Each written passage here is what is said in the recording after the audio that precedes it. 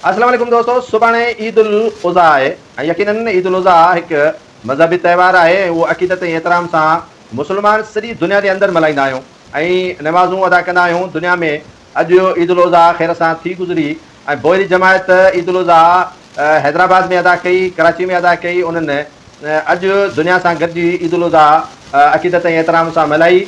मुस्लमाननि जा काफ़ी जेके फ़िरका आहिनि उहे सुभाणे ईद मल्हाईंदा, ईद उल उज़ा, ऐं उनखां पोइ जानवरनि जी क़ुर्बानी ॾिनी वेंदी ऐं गोश्त फ्रिजुनि में भरे भरे रखियो वेंदो। इहो गोश्त उन्हनि जे लाइ आहे जिन उज़ा जा पैसा भरिया आहिनि, जिन रक़म भरी आहे, उन्हनि खे इहो गोश्त फ्रिजुनि ताईं हिसोपति उन्हनि ताईं मिलंदो ऐं उन्हनि ताईं पहुचंदो।